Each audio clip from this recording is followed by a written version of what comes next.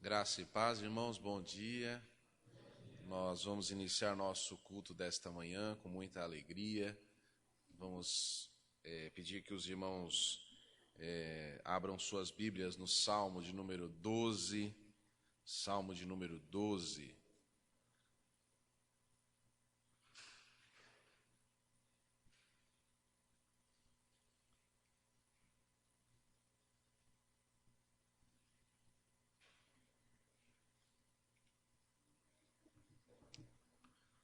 Vamos nos colocar de pé para essa leitura. Diz assim a palavra de Deus: Salva-nos, Senhor, pois já não há mais homens piedosos. São poucos os fiéis entre os filhos dos homens. Cada um fala com falsidade ao seu próximo.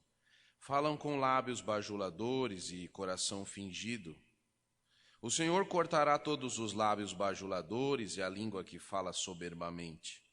Pois dizem: com a língua prevalecemos, os lábios são nossos. Quem é o Senhor sobre nós? Por causa da opressão dos pobres e do gemido dos necessitados, eu me levantarei agora, diz o Senhor. Porém em segurança quem por ela anseia. As palavras do Senhor são puras, como a prata refinada em forno de barro, purificada 7 vezes. Tu os guardarás, ó Senhor, desta geração os livrarás para sempre. Os ímpios circulam por toda a parte, quando o que é vil é honrado entre os filhos dos homens. Amém. Amém. Vamos cantar nesse momento o hino 395 do Inário para o Culto Cristão. 395. Quero estar ao pé da cruz.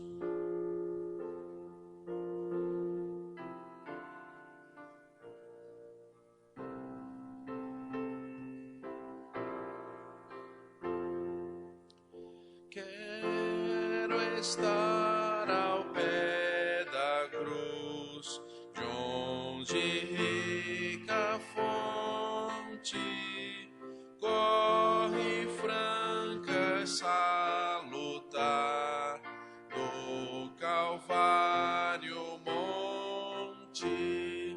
Sim, na cruz, sempre me glorio e descanso encontrarei, salvo além do rio. A temer ao pé da cruz, graça eterna achou-me,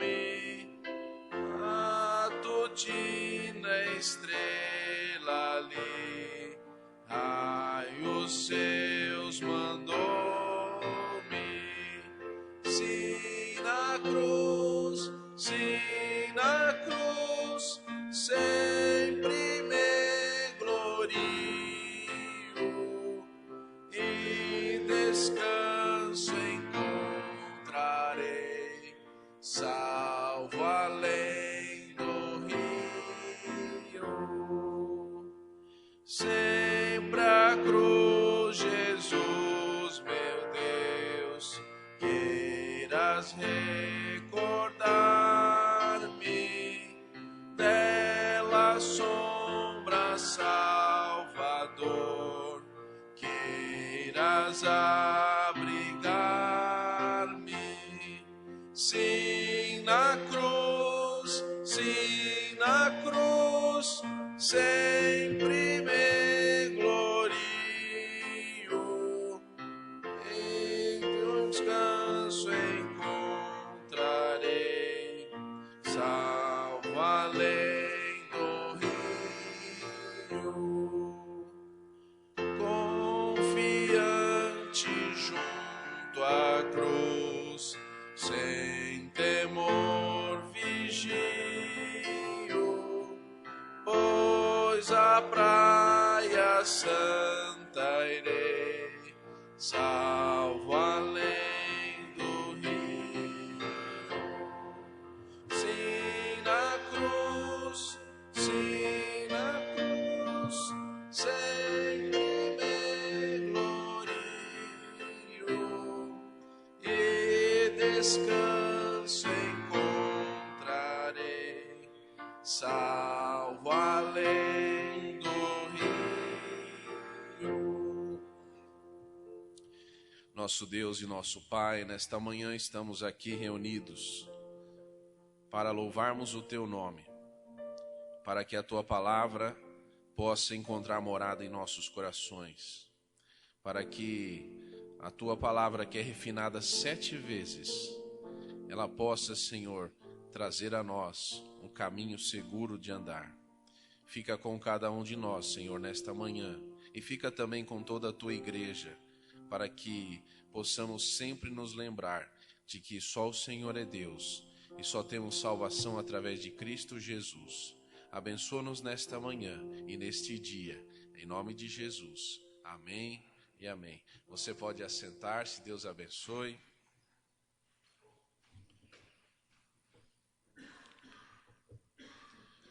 Muito bem, ontem nós tivemos um casamento do Mateus Júnior, Simone, e oremos para que esse casal seja abençoado por Deus, para que encontrem no Senhor a alegria, a firmeza de andar e a cada dia possam conquistar vitórias para o nosso Senhor Jesus. Amém?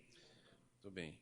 Nesta manhã, queridos, nós vamos meditar na palavra de Deus e eu gostaria que você abrisse a sua Bíblia, você que pode aí, em 2ª carta de Pedro, capítulo 1, versículo 3.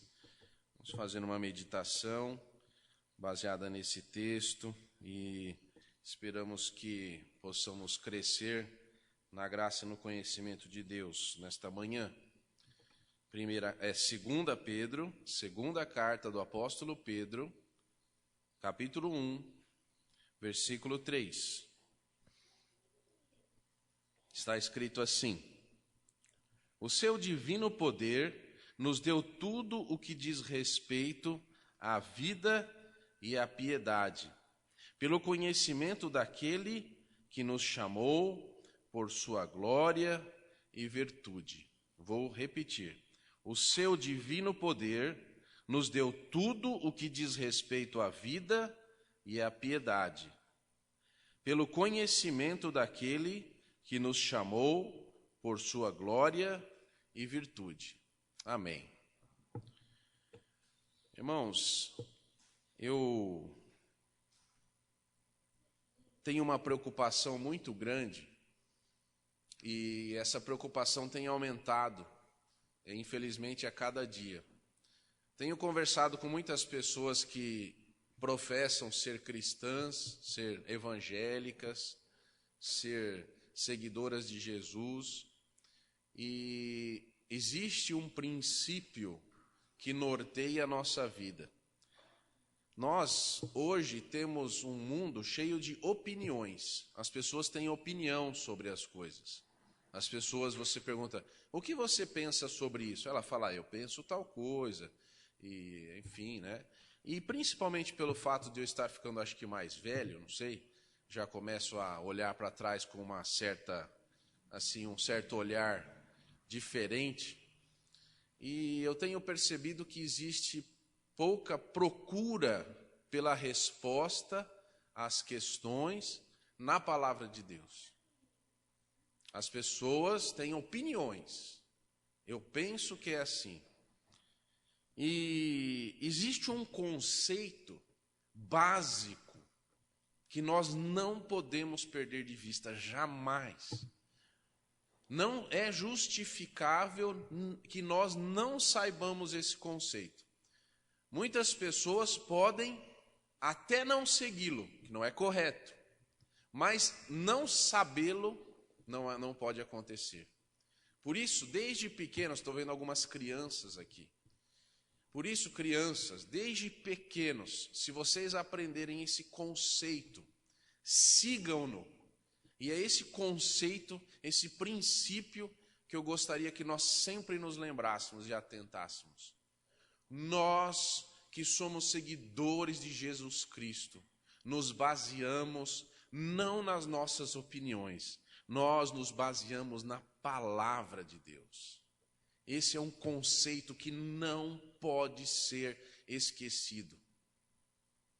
Às vezes aparece algum tema, algum assunto, e as pessoas dizem assim, eu não concordo com isso. Não é essa a minha opinião. Às vezes o pastor, ou por exemplo eu, falo alguma coisa, alguém diz, eu não concordo. Eu quero dizer o seguinte, eu também posso não concordar. Eu posso ter a minha opinião, mas a minha opinião, ela se ajoelha perante, não a opinião, mas perante o que a palavra de Deus diz. Eu não preciso ter opiniões, não que eu não seja tolhido de pensar, mas eu tenho um firme e seguro caminho, que é a palavra de Deus. Nós precisamos nos lembrar disso. Qualquer coisa, qualquer dúvida que nós tenhamos, nós precisamos nos voltar para a palavra de Deus. Esse versículo de Pedro, e pelo fato de ser Pedro que escreve, se fosse o apóstolo Paulo que tivesse escrito, talvez não tivesse a profundidade que tem. Porque o apóstolo Paulo era fariseu, ele era um seguidor da palavra de Deus, ele era uma pessoa que seguia os mandamentos, os preceitos. Ele estava na direção errada, mas a forma que ele vivia era uma forma piedosa ao Senhor.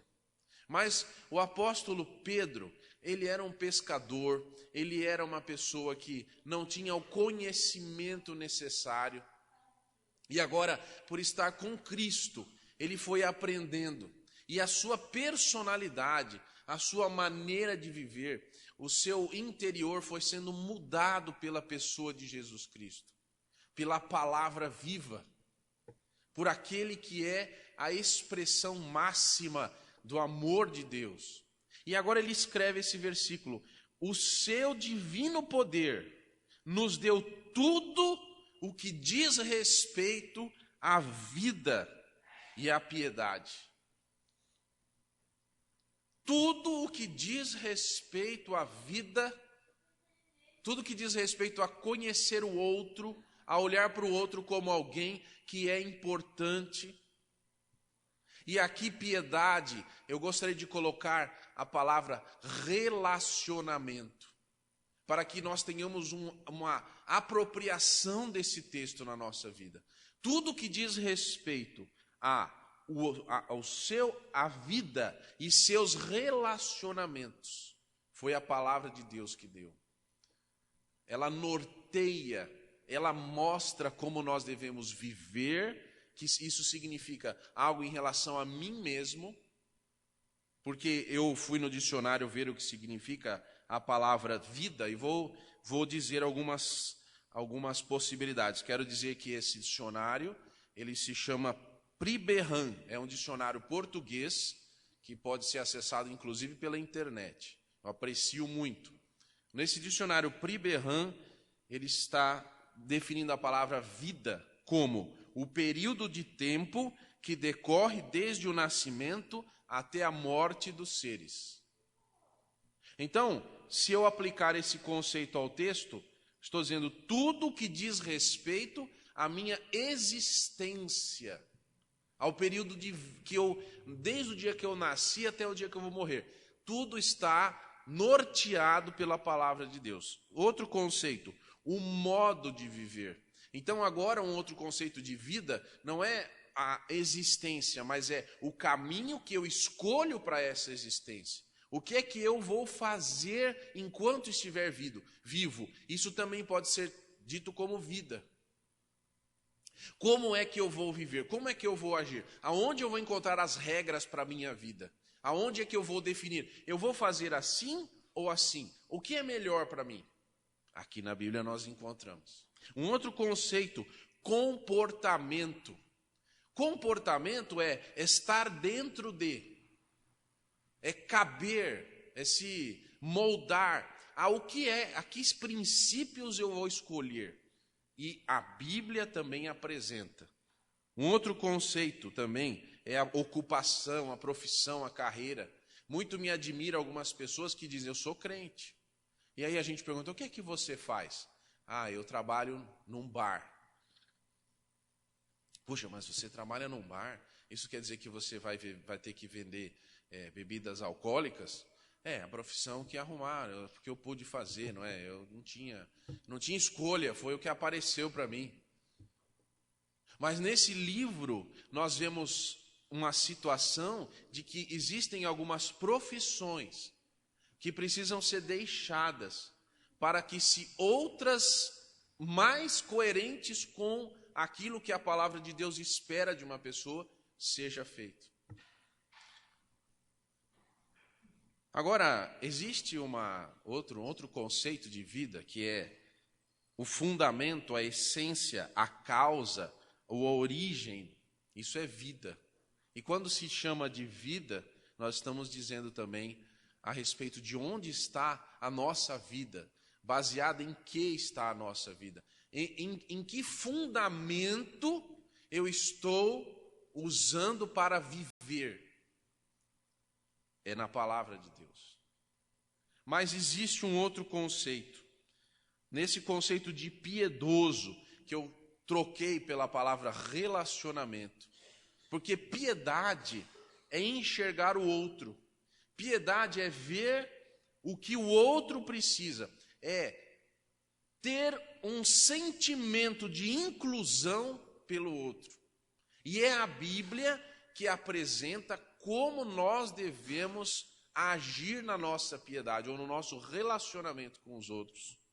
E essa importância, esse relacionamento é tão importante que ela define, a Bíblia, como nós estamos errando ou acertando. Como é que eu vou saber se eu estou errando ou acertando num relacionamento? Algumas pessoas imaginam que no relacionamento existe a busca da felicidade. Se eu for feliz, então tudo bem. Então achei a pessoa certa. É a felicidade. Ou algumas pessoas dizem, é pelo dinheiro. Se eu encontrar alguns amigos ricos, alguns amigos que tenham influência, tenham poder, então agora eu vivo uma vida bem. Esse pode ser um consenso aí, mas não é isso. Não é, veja, o que eu vou dizer é muito importante. Não é pela lógica, não é por erros e acertos, não é nem mesmo pela experiência dos outros que eu posso me basear. Algumas pessoas dizem, eu vou perguntar para alguém que saiba. O que é que nós sabemos? O que é que alguém sabe de verdade? Às vezes eu me pergunto, o que é que eu sei? E eu mesmo me respondo, eu não sei absolutamente nada. Que conselho eu posso dar para alguém? Às vezes algumas pessoas vêm para mim e dizem, pastor, estou precisando de um conselho. E eu digo, eu lá sei na minha mente, eu lá sei que conselho eu posso dar, se não o conselho da palavra de Deus. Que conselho tem em mim? O que eu posso dizer de experiência da minha vida? Porque deu certo para mim? Uai, quantas coisas eu fiz 1, 2 vezes deu certo, na terceira não deu? Basear em erros e acertos, olha, faça assim, porque para mim deu certo. Isso não cabe. Mas quando eu vou até a palavra de Deus, eu encontro o que tem de poder com respeito à vida e à piedade. Meus irmãos, é na Bíblia que nós vamos encontrar. Eu gostaria que você abrisse a sua Bíblia em Efésios capítulo 5.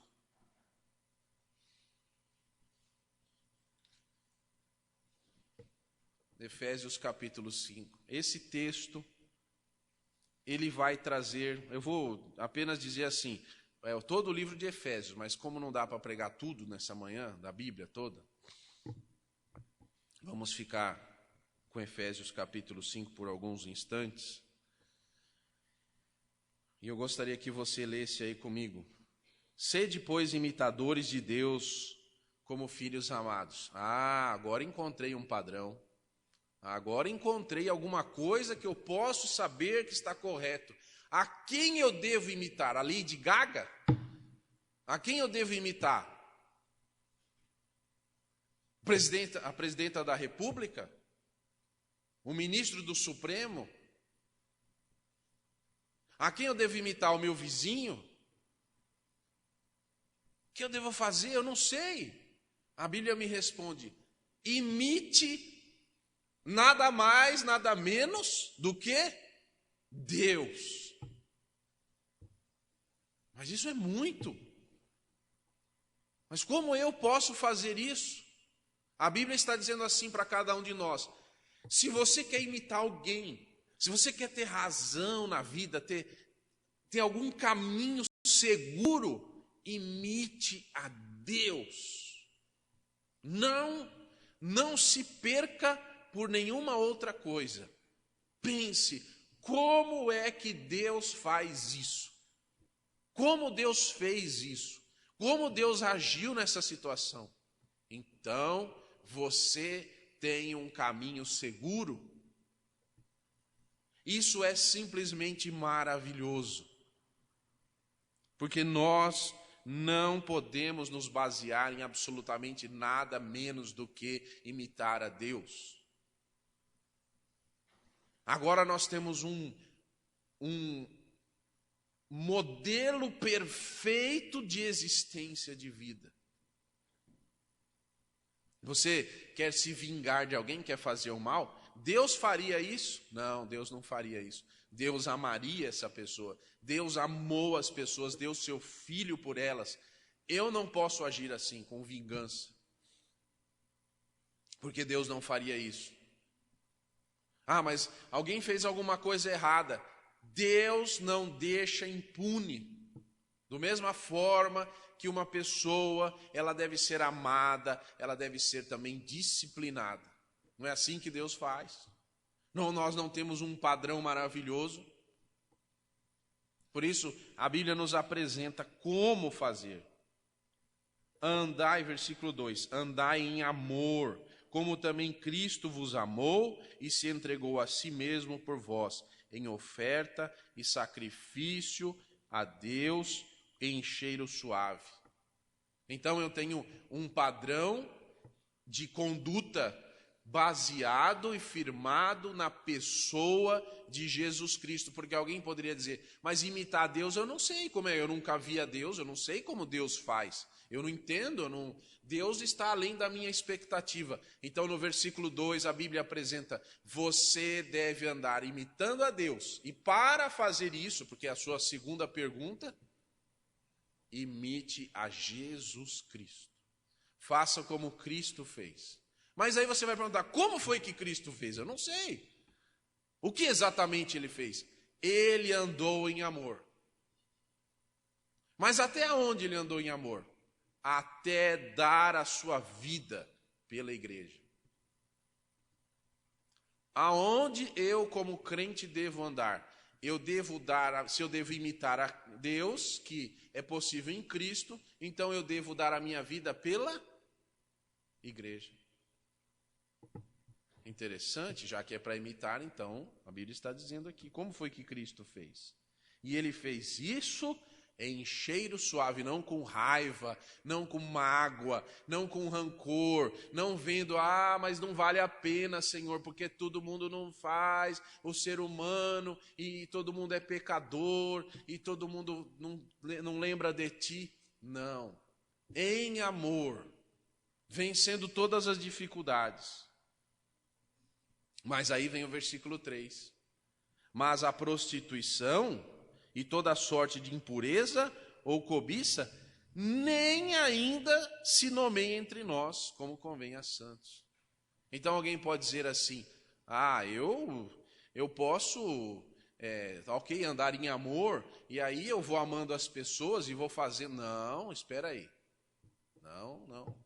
Você não pode fazer o que não agrada a Deus. Então eu tenho um caminho de conduta pautado pela pessoa de Cristo em amor, mas longe de qualquer coisa que venha manchar essa vida. Então, envolvimento sexual e toda sorte de qualquer coisa impura. E cobiça, o que é cobiça? Cobiça, eu quero aquilo. Não, mas nos relacionamentos, porque nós estamos falando de relacionamentos. Nos relacionamentos não cabe cobiça. No relacionamento não pode acontecer isso. Num relacionamento como o que Deus espera de nós, não pode haver algo senão pureza, algo senão honra, algo senão amor. Não cabe cobiça. Nem torpeza, nem conversa tola. Algumas pessoas, elas, infelizmente, até mesmo crentes, tem algumas coisas que as pessoas dizem que não deveriam dizer. Nós temos que tomar muito cuidado com as brincadeiras que nós fazemos. E eu vou dizer por quê. Porque eu também já fui criança e eu cresci frequentando a igreja, eu sou filho de pastor. Mas, infelizmente, na minha mente, me recordo de pessoas adultas, respeitadas, pessoas que iam à frente falar. Mas, pelos corredores ou pelos cultos nos lares, ou por algum outro lugar, eu, criança, ouvia as pessoas falando coisas erradas. E eu me lembro. Graças a Deus não tomei como exemplo essas vidas para mim. Que na frente era uma coisa e nos corredores era outra. Mas eu me lembro. Eu era criança. Eu estava em todos os lugares. Criança passa rápido pelo meio dos outros.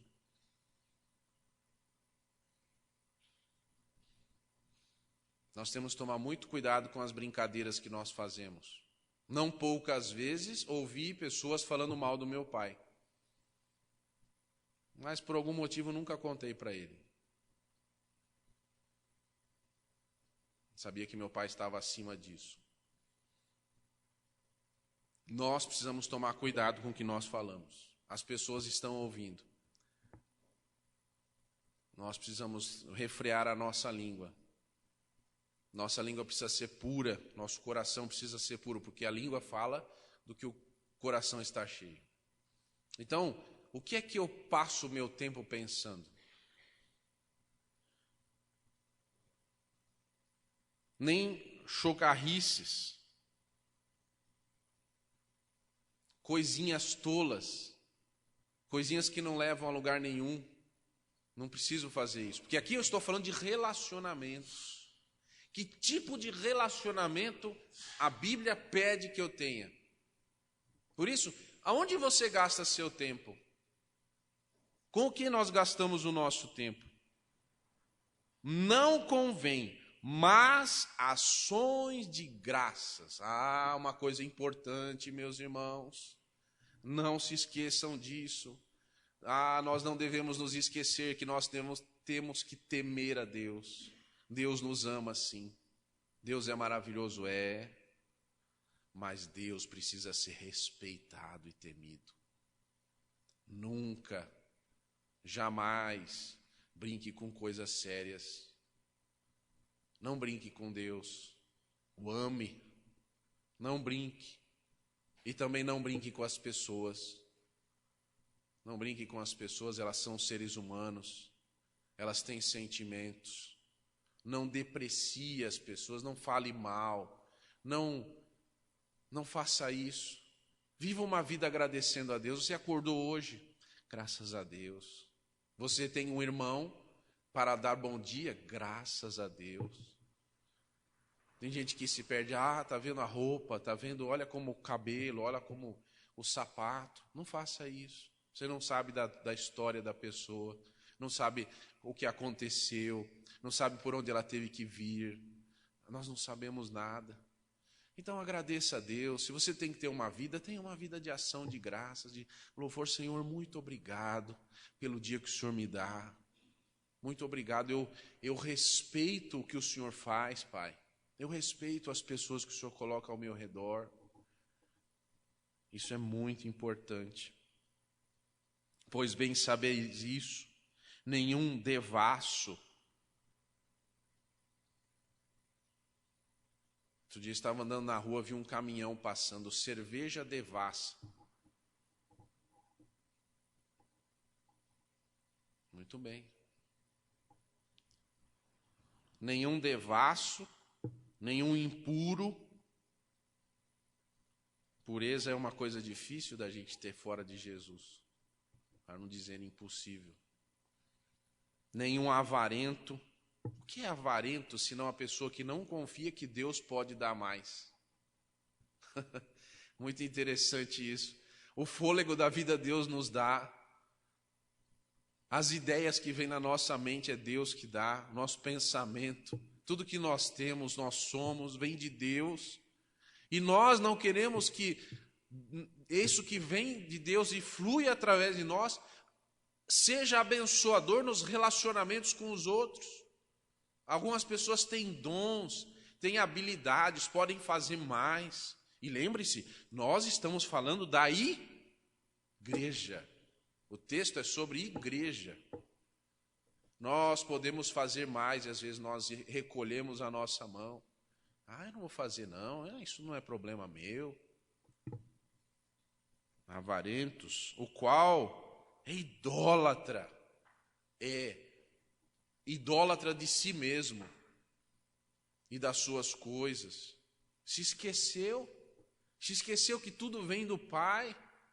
Se esqueceu que deve temer a Deus e dizer, Senhor, vem de ti. E eu respeito essa inclusão que o Senhor faz através de mim. Não posso ser avarento, não posso fazer isso, não posso ser idólatra. Esses não têm herança no reino de Cristo e de Deus. Ai, que duro isso, hein? Não tem nenhuma herança, não vai receber nada. Porque não investiu. Aonde eu estou investindo o meu tempo? Em coisas que passam, em coisas impuras, em coisas só para mim? Muito bem. Deus vai dizer, é isso que você escolheu?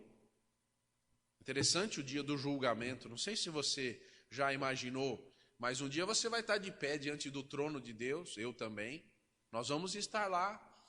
E nós não vamos ser julgados coletivamente assim, não. Não vai ser assim, pessoal, todo mundo que fez 3 pecados senta aqui agora. Não é assim. Vai ser um por um, você diante do Criador, do seu Deus, e você vai ter que explicar, e não tem muita explicação para ser dada, principalmente porque nós conhecemos a palavra. Esse que é o problema. Nós conhecemos a palavra, Deus tem falado a nós. E como é que eu vou explicar para ele que eu fui devasso, impuro, avarento? Aí Deus vai dizer, o que você escolheu? Qual é a herança que você quis? A herança do mundo? Em vez da minha herança eterna? Pois bem, a escolha foi sua. Você escolheu. Ah, mas eu me arrependo. Eu não pensava que era assim. Não, você tinha que ter pensado antes. Lembra-se da parábola das 10 virgens? A hora que a porta fechou, as outras virgens foram procurar óleo no momento errado. Acabou o óleo. Elas até tinham um pouco de óleo, mas não tinham óleo suficiente. Elas não foram previdentes. Elas não se preocuparam antes que acontecesse. Versículo 6, ninguém vos engane com palavras vãs. Não se engane, pois por essas coisas vem a ira de Deus sobre os filhos da desobediência.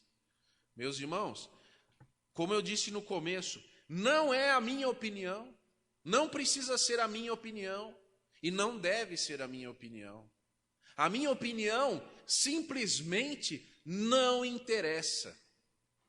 Porque o reino de Deus não está baseado em opiniões. O reino de Deus se estabelece pelos princípios do reino que estão descritos na palavra de Deus e não em qualquer outro lugar. Então ninguém vos engane. Não se deixe enganar. A Bíblia é clara. Você às vezes liga a sua televisão ou está conversando com alguém ou está lendo um livro e diz assim, engraçado, eu pensava que era de outro jeito. Até hoje eu pensei que tinha que seguir a Bíblia, mas interessante, essa ideia é muito boa. Não faça isso, não seja enganado.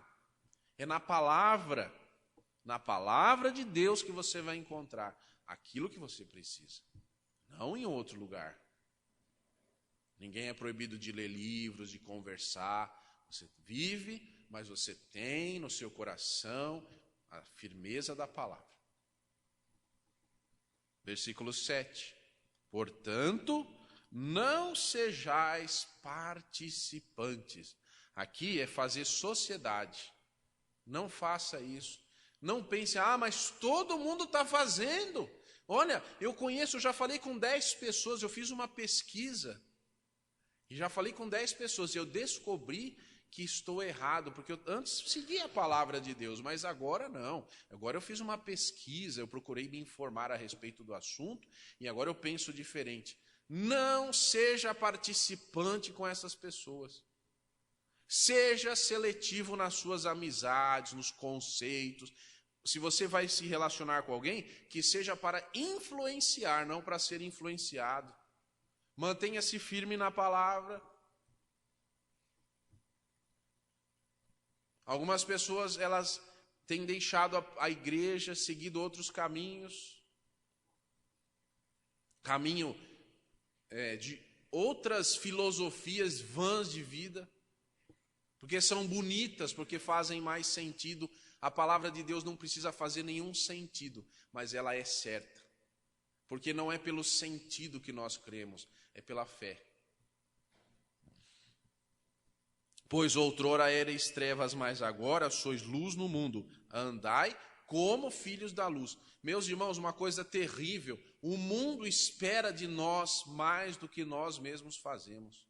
Às vezes nós estamos trabalhando ou a gente vai numa festa e alguém diz assim, mas você não é crente? A pessoa critica a gente, mas quando a gente faz uma coisa que não está pautada na palavra, a pessoa mesmo nos adverte, fala assim, espera um pouco, isso daí não convém a uma pessoa que é crente. Você, não, os crentes fazem isso, você não sabe, os crentes fazem também, não tem problema. A Bíblia está dizendo, não, nada disso, isso não convém. Mas eu sou livre para fazer o que eu quiser, porque eu sou filho do rei, eu posso fazer o que eu quiser, eu já ganhei minha salvação, eu aprendi lá na igreja que salvação não se perde, então eu posso sair fazendo coisa errada o tempo todo, porque é tudo tranquilo, Jesus já pagou os meus pecados, todos eles, então eu não preciso, não convém, porque não é característica de um salvo buscar o pecado. Porque alguém vai dizer assim, mas lá na igreja tal, o pessoal faz tudo. O pessoal me ensinou. Ensinou o quê? Não, ensinou que pode fazer o que quiser, porque a gente já é salvo mesmo. É? Mas você também não leu lá na Bíblia que não convém fazer isso? Se você é filho de Deus, você tem que agir com tal atribuição de filho. O filho se parece com o pai. Qual pai você escolheu para se parecer? Já que nós somos filhos adotados, então qual é o nosso pai? É o pai, porque também tem outro pai, tem o pai da mentira, da falsidade, do engano, da impureza, da devassidão, da prostituição, também tem esse pai aí. Qual é o pai que eu estou escolhendo para ser filho, para aprender com ele? Eu sou filho da luz. Então, alguém pode perguntar, e o que o filho da luz faz? Versículo 9, pois o fruto da luz consiste em toda bondade, justiça e verdade. O que é bondade? Bondade é ser bom, é praticar aquilo que é bom. Eu não pratico o mal, eu não desejo o mal, eu desejo o lado bom. Eu vejo bondade nas coisas. Ah, mas então eu posso ser um bobo, um bonzinho, um bonzinho. A Bíblia diz aqui na sequência, não é isso. Você precisa ser justo. O que é justo? Aprendi na faculdade, justiça é dar a cada um aquilo que é seu, aquilo que lhe pertence. Então aprender isso não é seu. Ou você será punido porque isso lhe pertence, a punição lhe pertence. Você escolheu com a sua atitude algo que lhe pertence, a punição. Isso é justiça. Fez errado, vai ser julgado, vai ser punido. Mas sempre na verdade, sempre no que é correto, na verdade, na palavra, não em qualquer outra base. Agora, o que é que nós temos que descobrir? O que é agradável ao Senhor, versículo 10. Eu descobri que isso agrada a Deus. Que bênção, que alegria. E vou dizer uma coisa, tem uma coisa que você precisa descobrir que agrada a Deus. Quando você é tentado e você resiste à tentação, e aí Deus te dá uma paz, uma alegria, e Deus diz, é isso que eu quero de você. Eu não quero que você se perca nas tentações, mas que você vença as tentações. Isso é uma coisa que eu descobri, eu particularmente. Agora, eu poderia aqui ler versículo a versículo, mas vou só citar alguns aqui. Por exemplo, o versículo 18. Não vos embriagueis com vinho, que leva à libertinagem, mas enchei-vos do Espírito.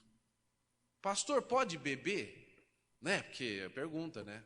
Criança vai fazer pergunta. E aí, pode beber? Ô pai, pode beber? Mãe, crente pode beber? Poder, nós podemos fazer qualquer coisa, mas nós não devemos fazer qualquer coisa. Nós só devemos fazer o que convém a um filho de Deus. E o que convém a um filho de Deus, porque, vamos pensar, por que uma pessoa bebe? Ela bebe porque quer fugir dos problemas, ou quer esquentar, ou quer esfriar, ou quer tudo, né? Uma pessoa que bebe não precisa ter motivo para beber. Então, se é assim, então encha-se do Espírito. O Espírito, quando tiver frio, vai te aquecer. Quando tiver calor, vai refrigerar sua alma. Quando você tiver com uma tristeza, ele vai alegrar seu coração. Quando você estiver muito alegre, ele vai trazer paz a você, vai trazer aquilo que precisa. O Espírito Santo vai fazer a função de qualquer outro prazer na sua vida. Você não precisa de absolutamente nenhuma droga, nenhuma fuga, absolutamente nada. Você corra para Deus e na presença do Espírito Santo na sua vida você vai encontrar o prazer e o refrigério que você precisa. Ah, pastor, mas a vida é muito difícil. A vida é difícil, é verdade. Por isso Deus nos deixou o seu Espírito. Ah, mas o senhor não sabe que o problema é que eu estou passando. E nem preciso saber, porque a Bíblia diz que você deve encher-se do Espírito Santo. E você deve ter uma linguajar 19, falando em salmos, hinos, cânticos espirituais, cantando e salmodiando ao Senhor no vosso coração. Não é na boca, não, é no coração, viu? Tem gente cantando, mas no coração está pecando. começando lá dentro mesmo. Você cantar ou não é opcional, mas no coração, escolha a palavra. Dando sempre graças por tudo ao nosso Deus. Senhor, muito obrigado porque aconteceu tal coisa. Muito obrigado, Senhor. Só o Senhor sabe. Eu me sujeito, aqui versículo 21, sujeitando-vos uns aos outros no temor de Cristo. E eu poderia aqui ler todo o livro de Efésios, mas não vou fazer isso não. Eu vou só dar alguns exemplos aqui. Aqui em Efésios tem tudo isso. Depois você pode ler capítulo 5, capítulo 6. Mas eu vou dizer apenas algumas coisas aqui. A Bíblia fala de relacionamentos em todas as suas esferas. Esse texto que eu falei nem estava aqui no meu esboço, eu que quis ficar aqui, mergulhar um pouquinho no capítulo 5. Mas é porque alguém pode falar assim, falou, mas não mostrou, né? Então tá aí. Mas a Bíblia fala do relacionamento, e você concorde comigo ou não, mas vamos pensar. A Bíblia não fala do relacionamento de um pai e de um filho? Ela não ensina como um pai deve se portar e como um filho deve se portar? Não é isso que a Bíblia faz? A Bíblia não ensina do relacionamento entre um marido e uma mulher? Como o marido deve fazer e como a mulher deve fazer? Como ela deve agir, como ele deve agir? A Bíblia não fala no relacionamento de irmão para com o irmão? Como um irmão deve fazer com outro irmão? Não é isso que a Bíblia diz? A Bíblia também não fala do relacionamento entre um empregador, um chefe e o seu empregado. Inclusive aqui em Efésios, tudo isso que eu estou falando, não fala, diz você tem que fazer isso como se fosse ao Senhor. Você está trabalhando para Deus, não está trabalhando para o seu chefe. E o chefe também toma uma bronca aqui e fala assim, você, chefe, seja justo com seus empregados, pague o salário que eles merecem. Está escrito na Bíblia, alguém vai falar assim, mas há tanto tempo atrás, Deus deixou tudo escrito aqui. E tem gente que não reconhece na palavra de Deus uma regra de relacionamentos. Como você quer que alguém seja uma pessoa dedicada ao trabalho se você não paga o salário dele? Mas a Bíblia está dizendo, faça o que é certo. A Bíblia também fala entre o relacionamento do pastor e da igreja e pastor. A Bíblia fala. A Bíblia tem um conceito interessante para esse relacionamento de pastor e igreja. Ela diz assim, obedecei aos vossos pastores. Depois fala assim, pastor, zele pela sua igreja, porque senão você vai ter que se apresentar a Deus gemendo. Então, existe uma responsabilidade aqui. Outro relacionamento, o relacionamento do justo e do ímpio. Como é que o justo deve se relacionar com o ímpio? Salmo 1. Não se envolva com as pessoas ímpias, corra delas. Mas se eu correr, Deus está ensinando. Sabe por quê? Porque a Bíblia, meus irmãos, traz preceitos fora da nossa capacidade de entendimento. A Bíblia ela não tem que explicar o que ela está fazendo. Ela tem conceitos extra-humanos, conceitos que transcendem os relacionamentos. Nós não compreendemos, mas nós podemos nos firmar na palavra de Deus. E eu queria dizer que nós temos conceitos diretos e indiretos. Conceito direto de mandamento é o mandamento mesmo, não matarás, não adulterarás, não furtarás. E os conceitos indiretos? Os conceitos indiretos são as histórias de vida que apresenta a palavra de Deus. Não pense que a Bíblia contou a história, por exemplo, de Acabe e de Jezabel, porque o escritor falou, é bom escrever isso também, é bom colocar isso. Ou a história de Davi, porque necessariamente Davi, você pode dizer, a história de Davi está aí porque ele era um ascendente, né, de Jesus. Jesus foi descendente dele, por isso. Mas podia ter escrito 2 linhas de Davi. Mas Deus entendeu que era bom registrar muita coisa. De Absalão, Abel, Caim, 2 irmãos. Por que a Bíblia faz isso? Para que ao nós lermos essas histórias, nós pensemos, como é que eu estou agindo no meu relacionamento? Será que eu estou fazendo errado assim? Ou estou fazendo certo assim? Como Daniel, como Jó, como Neemias, como Esdras, porque tem muita gente também que fez muita coisa certa. Mas tem muita gente também que fez muita coisa errada e a história dele está lá para a gente indiretamente aprender. Por isso que nós estudamos a palavra de Deus. Até alguém já me perguntou, só fica estudando de Israel, só fica estudando de Israel. Foi o povo que Deus escolheu para nos ensinar lições. Eu não posso responder por quê, mas eu posso dizer, entenda que isso é para o nosso bem. Por que Deus não escolheu um povo da África, ou um povo lá da Alemanha, ou um povo lá? Deus quis assim, Deus quis nos ensinar através da vida desse povo. Falou, esse povo é ótimo para exemplo. Vou pegar esse povo desde o começo e vou vir dia a dia falando desse povo, porque vai servir de exemplo para as pessoas. É a palavra de Deus que faz isso. Agora, a gente deveria interpretar e ler a palavra de Deus com mais cuidado. Porque a gente lê a Bíblia como se fosse a história de outro. Jonas, está vendo? Jonas era um... Meus irmãos, a Bíblia está falando da nossa história. Ela usa a história do outro, mas ela está falando de cada um de nós.